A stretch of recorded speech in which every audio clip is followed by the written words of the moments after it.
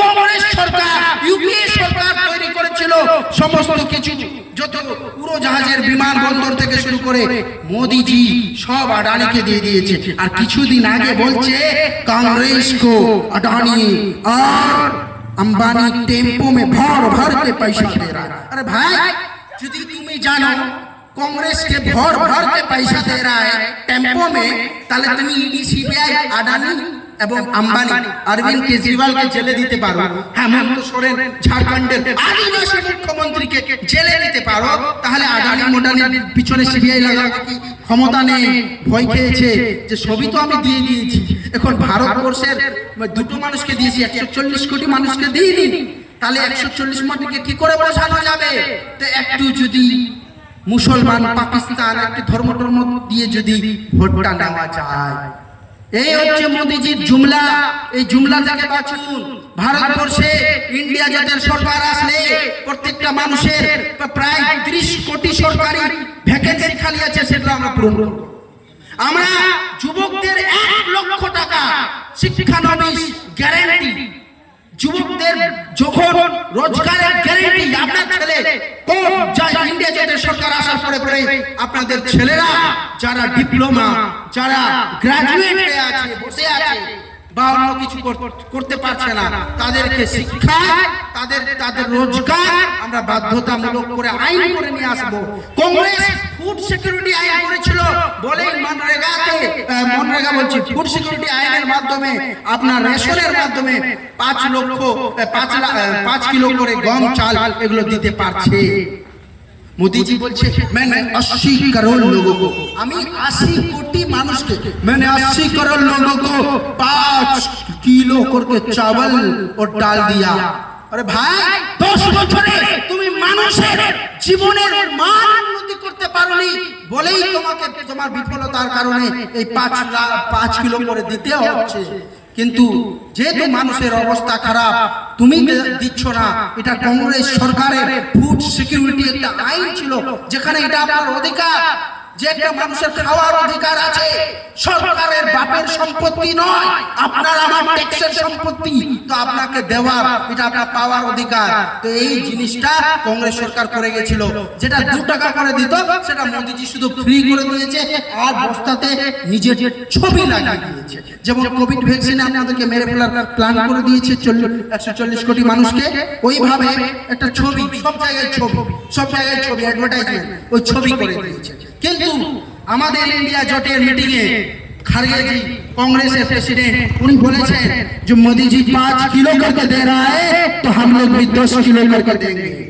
तो मोदी जी যেখানে কিছুই করেনি দেশের মানুষকে জুমলা দেওয়া ছাড়া, সেখানে আমরা শ্রমিক থেকে নারী থেকে যুবক থেকে সবার জন্য স্কিম করে, সবার জন্য, সবারই মান উন্নয়নের জন্য, দেশের উন্নতির জন্য, দেশকে আবার সঠিক দিশায় নিয়ে যাওয়ার জন্য আমরা ইন্ডিয়া জোটে ম্যানিফেস্টো দিয়েছি।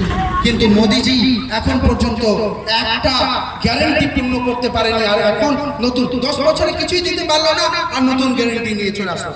মেক ইন ইন্ডিয়া, কেমন মেক ইন ইন্ডিয়া? সব মেক ইন ইন্ডিয়া আদানি করবে। ডিফেন্স, ভারতবর্ষের সুরক্ষা, আর্মি, বিএসএফ, এদের জন্য তো দেশকে বাঁচানোর জন্য হাতিয়ার লাগে।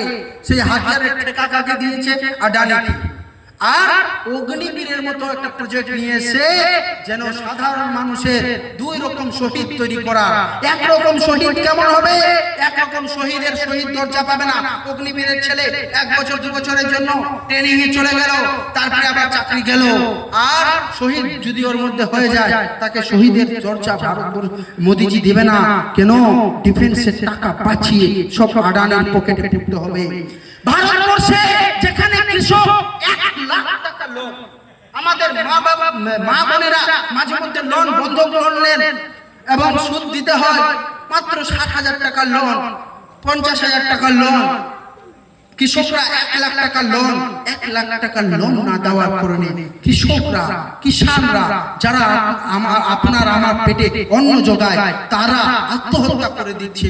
তাদের লোন মোদিজি মাফ করছেন না, কিন্তু 16 লক্ষ কোটি, শুনলেন, ঠিক শুনলেন, 1,000 কোটি না, 2,000 কোটি না, 10,000 কোটি না, 1 লাখ কোটি না, 1 লাখ কোটি না, 2 লাখ কোটি না, লিখতে পারবেন না, এত শূন্য হিসাব করা যাবে না।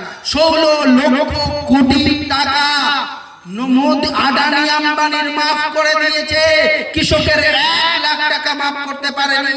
তো আমাদের ইন্ডিয়া জোটের সরকার বলছে মোদিজি আদানি আম্বানিকে যত দিয়েছে আমরাও সাধারণ জনগণ ভারতবর্ষের 140 কোটি মানুষকে দেব। এবার এত কিছু চলে আসলো, 25 লাখ স্বাস্থ্য থেকে শুরু করে স্কিল সবকিছু হয়ে গেল। 5,000 কোটি টাকার আমরা প্রজেক্ট করব, প্রজেক্ট করে আমরা যুবকদের জন্য প্ল্যানিং করব। এবং আরেকটা সবচেয়ে বড় হিস্সেদারি নেয়া, 4টা ন্যায় বলেছিলাম, আর একটা ন্যায় হিস্সেদারি অধিকার। যারা আমাদের schedule caste, schedule tribe, OBC, other backward class, তারা ভারতবর্ষের সংখ্যায় প্রায় 50%, কিন্তু তাদের অধিকার অনেক জায়গায় নেই, তাদের ভাগিদারি সব জায়গায় নেই। তাদেরকে ইন্ডিয়া জোটের সরকার আসলে তাদের জন্য আমরা পুরো ভারতবর্ষে গরিব কত আছে, কে কত টাকা পাচ্ছে, এটা পুরো সার্ভে এক্সরে করার পর আমরা পলিসি তৈরি করব, যাতে ভারতবর্ষের মানুষ ঠিক ঠিক সবাই সবার জন্য সব জায়গায় জায়গা থাকে, জুডিশিয়ারিতে যেন সবার জায়গা থাকে, অ্যাডমিনিস্ট্রেটিভে যেন সবার জায়গা থাকে, যাতে করে মিডিয়াতে সবার জন্য জায়গা থাকে। এসটি এসসি মিডিয়াতে বেশি পাবেন না, এসটি এসসি ওবিসি মিডিয়াতে পাবেন না, জুডিশিয়ারিতেও কম, অ্যাডমিনিস্ট্রেটিভে কম। 70 জন যারা বাজেট তৈরি করে দেশের টাকা কোথায় কি খরচা হবে যারা তৈরি করে তাদের মধ্যে পাবেন না। তাদের আপনাদের যদি না থাকে রিপ্রেজেন্টেটিভ, তাহলে আপনাদের কাছে কিভাবে আসবে, অধিকার কি করে পাবে? তো ভারতবর্ষে যদি ইন্ডিয়া জোটের সরকার 4 জনে আসছে, আর আসার পর ভারতবর্ষের মানুষের কে কত টাকা, কে কত কি পাচ্ছে। এবং আপনি দেখুন মোদিজি ইভেন গণনা বন্ধ করে দিয়েছে যে আসলে যুবক কত, কে কত বেরোজগারিতে আছে, কে গণনা করলে তো সব পর্দা ফাঁস হয়ে যাবে। আর প্রাইভেট কোম্পানি যারা গণনা করছে তাদের গণনা মানবে না। তো আপনি দেখুন একটা জিনিস, আমি শুরুতেই বলেছি, একটা জিনিস আপনি লক্ষ্য করে দেখুন যে আপনি ভালো আছেন। অর্থনীতির একটাই সোজা হিসাব, আপনি ভালো আছেন, অর্থনীতি ভালো আছে। আপনি मैं चंगा सी तो दुनिया चंगा सी, বলে না পাঞ্জাবিতে কথা আছে, मैं चंगा सी तो दुनिया चंगा सी। তো আপনি ভালো আছেন, ভারতবর্ষ ভালো আছে, ভারত মাতা ভালো আছে। আপনি যদি খারাপ আছেন, গ্যাসের সিলিন্ডারের দাম, উজ্জ্বলা গ্যাসে তো গ্যাস পেয়ে যাচ্ছে, কিন্তু 1200 টাকায় গ্যাস রিফিল করার ক্ষমতা আর হচ্ছে না। আপনার বাইরে গেলে ভাড়া, পেট্রোলের দাম, মোদিজি বলেছিল রামদেব বাবা, আমাদের এক বাবা আছে রামদেব বাবা, বিজনেসম্যান বাবা, কিছুদিন উনি নুডলস বিক্রি করছেন, এখন জিন্সের প্যান্ট বিরুদ্ধে বলেছিলেন, জিন্সের প্যান্টও বিক্রি করছেন। এ তো ধান্দা বাবা, এ তো বাবা না, ধান্দা মানে ওনার ধান্দা আছে, বিজনেস আছে, সেট বাবা। তো উনি বলেছিলেন মোদি জি কি সরকার আয়েগা তো 40 রুপিয়া का পেট্রোল মিলেগা। কত পেট্রোল, কত?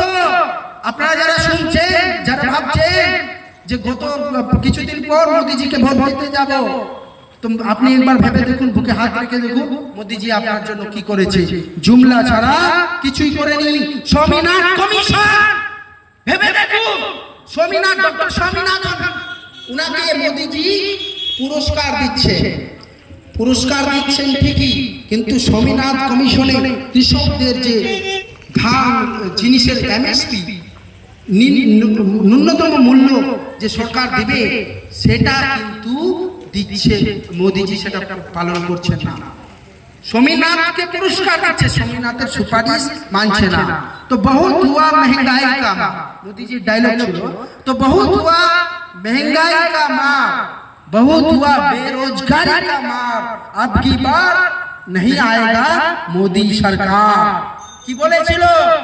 কিছু কিছু লোক বলছে আধি রুটি খাওঙ্গা বিজেপি को लाऊंगा। কি বলছে? শুনতে খুব ভালো লাগছে, আধি রুটি খাওঙ্গা বিজেপি को लाऊंगा। আমি বলছি आधी रोटी ना खाऊंगा ना खाने दूंगा, पूरा रोटी खाऊंगा, कांग्रेस इंडिया जोट को लाऊंगा। पूरा रोटी खाऊंगा, इंडिया जोट जनगणের সরকার নিয়ে আসবো। आधी रोटी খাবো কেন?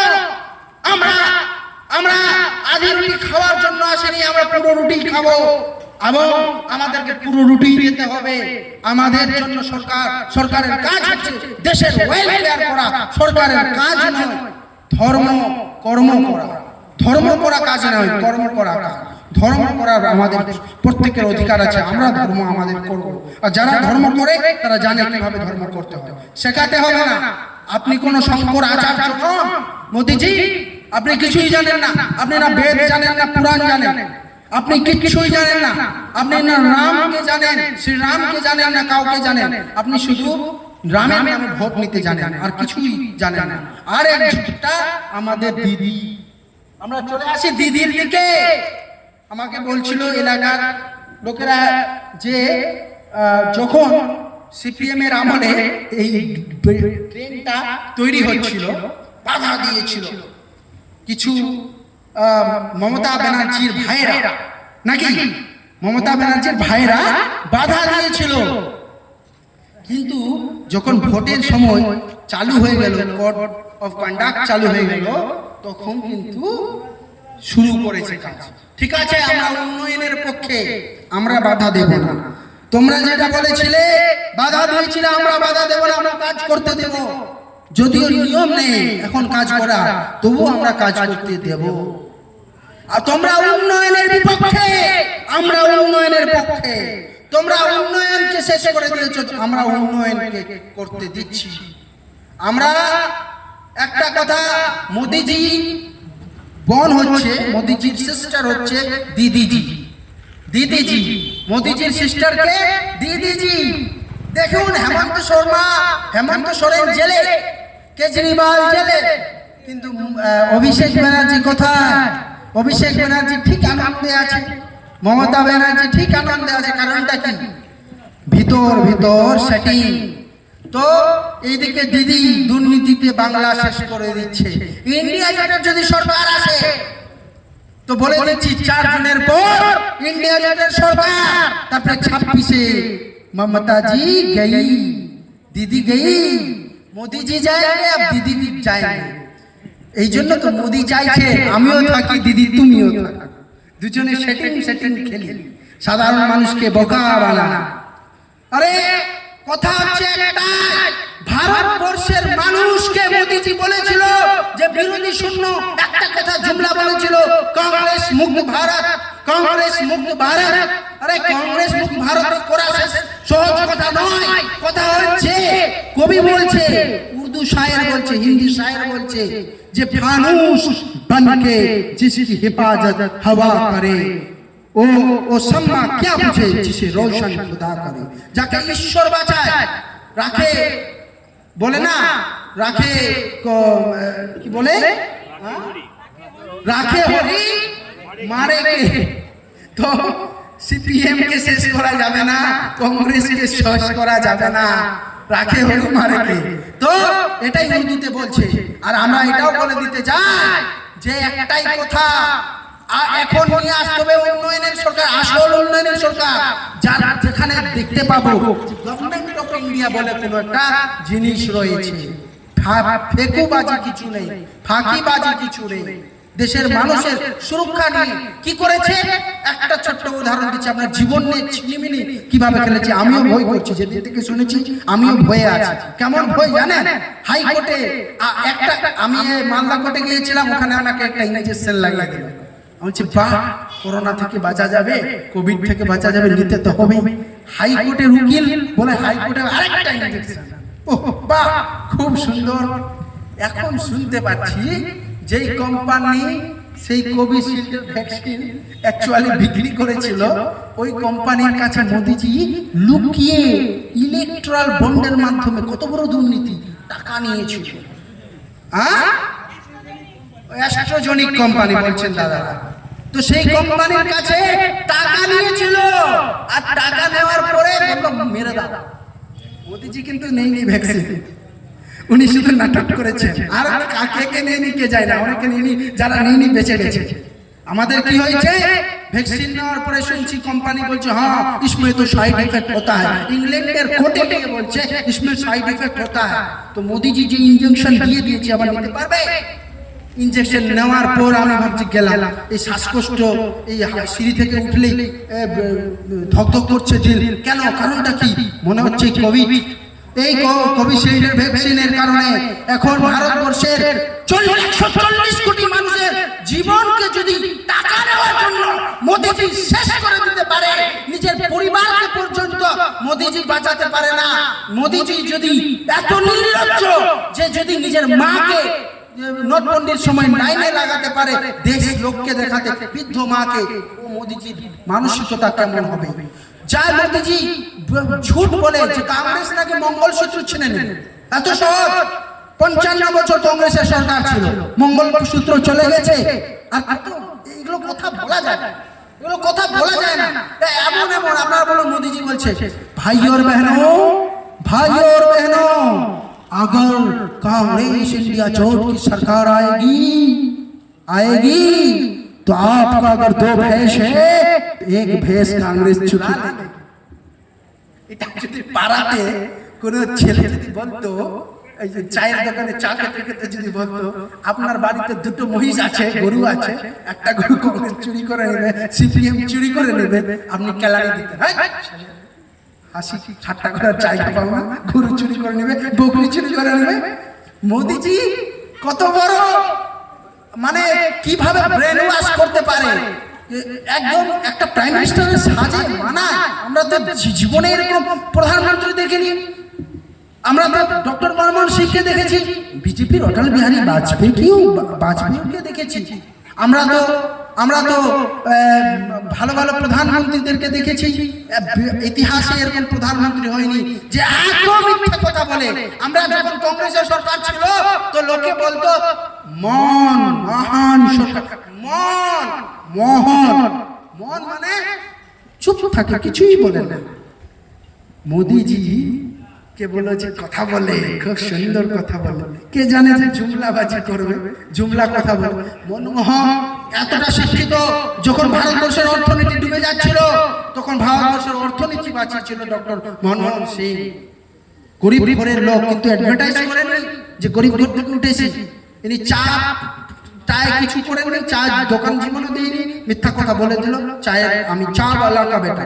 अरे चाय वाला का, तुम चाय वाला हो, आज चाय वाला बेच रहा है, देश बेच रहा है। चाय वाला हवाई अड्डा बेच रहा है, चाय वाला हवाई अड्डा बेच रहा है, सब বিক্রি করে দিচ্ছে। তুমি চা বিক্রি করতে সত্যি না, তুমি আসলে দেশ বিক্রি করো, তুমি মানুষের সম্পদ বিক্রি করো।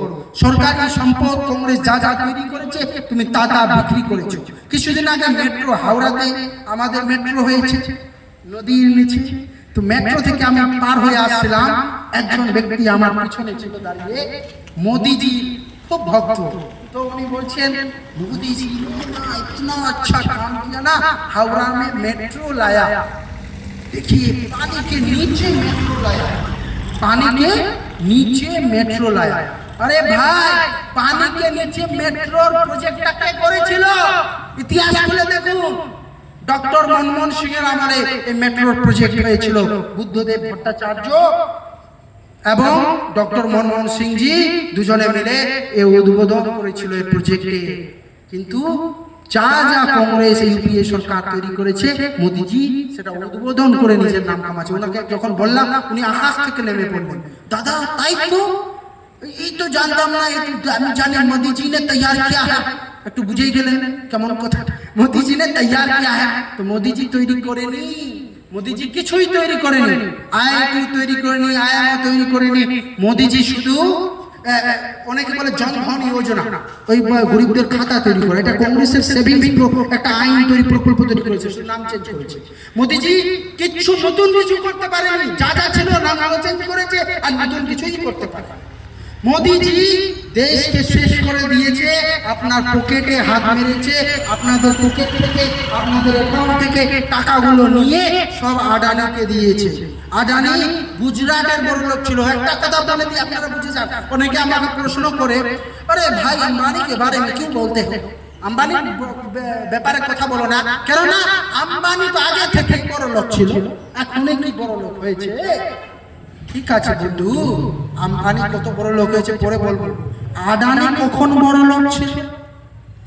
2014 আগে আদানি গুজরাটের বড় লোক ছিল, ভারতবর্ষের বড় লোক ছিল না।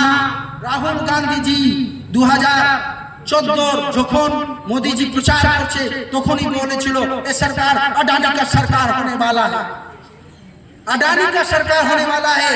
আর মোদীজির 10 বছরে ভারতবর্ষের 140 কোটি মানুষের কোন উন্নতি করেনি। একমাত্র 10 বছরে নিজের বন্ধু আদানিকে ভারতবর্ষের শুধু নয় সারা বিশ্বের সেকেন্ড বড় লোক করে দিয়েছে। শুধু ভারতবর্ষের নয়, সারা বিশ্বের second richest man in the world. ভারতবর্ষের শুধু নয়, বিশ্বের সেকেন্ড বড় লোক করে দিয়েছে আদানিকে। কি বলছেন মশাই? আদানি মোদি আসার পরে লাভান্বিত হয়ে ডিফেন্স থেকে শুরু করে সব কিছু ঠেকা পেয়ে গেছে, চান্দা দিয়েছে, ধান্দা দিয়েছে। আর মোদিজি একদম কাছের বন্ধু। মোদিজি 25,000 কোটি টাকার ঘোটালা, কে এই ঘোটালা ধরবে? কে? বিরোধী তো নেই, বিরোধীকে তো শেষ করে দিচ্ছে। এই লড়াইটা, এই যে ভোট 2024 এর ভোট, দেশ বাঁচানোর ভোট, 2024 এর ভোট সংবিধান বাঁচানোর ভোট। কেন বলছি? সংবিধান না থাকলে আপনার অধিকার থাকবে? আমাদের সাধারণ মানুষ অনেকে জানে না যে সংবিধানে আপনাকে কি অধিকার দেওয়া হয়েছে। এতটা পাওয়ার সাধারণ মানুষকে, আমি একজন হাইকোর্টের উকিল বাবু হিসেবে বলছি, সাধারণ মানুষকে এতটা সংবিধান ক্ষমতা দিয়েছে। 226 অর্থাৎ 226 নম্বর ধারা রিট কোর্টের মাধ্যমে রিটের মামলা করে যে কোনো সরকার যে কোনো অথরিটিকে যদি ভুল করে থাকে তাই করে দিতে পারবে। এই অধিকার ছিনিয়ে নিতে চায় বাবা সাহেব আম্বেদকর। ভারতবর্ষের যারা আমাদের ছিল, যারা দেশের জীবনের রক্ত দিয়ে এই স্বাধীনতা নিয়ে এসেছিল, তাদের স্বাধীনতাকে শেষ করে দিয়ে মোদিজি কি করতে চাইছে? এক নায়কতন্ত্র, একই নাম, মোদি মোদি মোদি। যে মোদি নিজের পার্টির লোকের হতে পারেনি, আডবাণীকে সাইড করে দিয়েছে, নিজের পার্টির সক্রিয় নেতাকে সাইড করে দিয়েছে, এখন যোগীকেও সাইড করবে। এক এক করে মুখ্যমন্ত্রী সব শিবরাজ সিং চৌহানকে সাইড করে দিয়েছে। এখন যোগী চ্যালেঞ্জ হয়ে যাচ্ছে মোদির জন্য, যোগীকেও সাইড করবে। সরকারে আসবে না, আসলে যোগীকেও সাইড করতে পারতো। কিন্তু এবার বলে যাচ্ছি, 4 জনে ভারতবর্ষের মানুষের সরকার ইন্ডিয়া জোটের সরকার হচ্ছে। আপনারা ইন্ডিয়া জোটের সরকার গঠন করুন, দেশ বাঁচান, সংবিধান বাঁচান। যে সংবিধান আপনার বাঁচা থেকে শুরু করে মৌলিক অধিকার থেকে শুরু করে সবকিছু দিয়েছে, সংবিধান স্টাডি করে দেখুন। এই সংবিধান না থাকলে ভারতবর্ষে আপনার টেকার জায়গা থাকতো না। মোদী আরো কিছু অনেক কিছু করে দিত। আমি বলবো আগামী 20 মে ভোট আসছে, লোকসভার ভোট। মাননীয় আইনজীবী, হাইকোর্টের আইনজীবী সব্যসাচী চ্যাটার্জি, ওনাকে ভোট দিয়ে কাস্টে হাতুড়ি তারা চিহ্নে ভোট দিয়ে, কাস্টে হাতুড়ি তারা চিহ্নে ভোট দিয়ে বিপুল ভোটে জয় করা। ভোটামটা টিপবেন ভেবে চিনতে, মোদিও নয়, দিদিও নয়। কারণ 4 নম্বর বোতাম টিপে, দিদি বলছে 4 নম্বর বোতাম টিপে ভোট দিয়ে বিপুল ভোটে জয় করুন।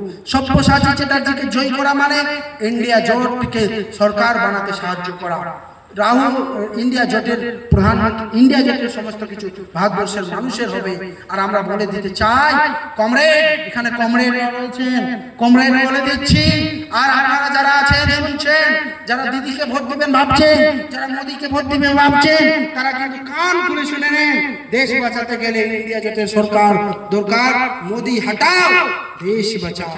মোদি হটাও, দেশ কা সরকার লাও, মানুষের জনগণের সরকার লাও। আর জোড়াফুল হাটাও। ওই কি একটা কথা আছে না, বহু অনেক হয়েছে ভুল, অনেক হয়েছে ফুল, এবার কিন্তু ফুল নয়। একটা স্লোগান ছিল, ফুল হবেন না, ফুল হবেন না, কোনো ফুলেই নয়। একদম কাস্টে হাতুড়ি তার চিহ্নে ভোট দিয়ে সব্যসাচী মহাশয়কে, হাইকোর্টের আইনজীবী, মানুষের জন্য লড়াই করেন, আইনি লড়াই করেন এবং আপনাদের হয়ে পার্লামেন্টেও বলবেন। আর সবচেয়ে বড়, ইন্ডিয়া জোটের সরকার হয়ে আপনি সাহায্য করবেন আর দেশকে বাঁচানো সাহায্য করবেন। কতগুলো প্রকল্প আপনারা করে দেখুন। মোদিজি তবু বলেনি ম্যানিফেস্টো যে আমরা দেব, একটা রেশারেশি হয় কিনা যে এ দিবে তো আমি মোদিজি দিতেই চাই না, আর দিতেই পারবে না, সব তো আদানিকে দেবে। তো আদানিকে না দিয়ে 140 কোটি মানুষের জন্য ভাবুন, আর আপনি নিজের জন্য ভাবুন, ভারত মাতার জন্য ভাবুন, নিজের জন্য ভাবুন। তো আমি একটাই কথা বলে রাখি, सरफरोशी की तमन्ना अब हमारे दिल में है, देखना है चोर कितना मोदी और दीदी में है। धन्यवाद, नमस्कार।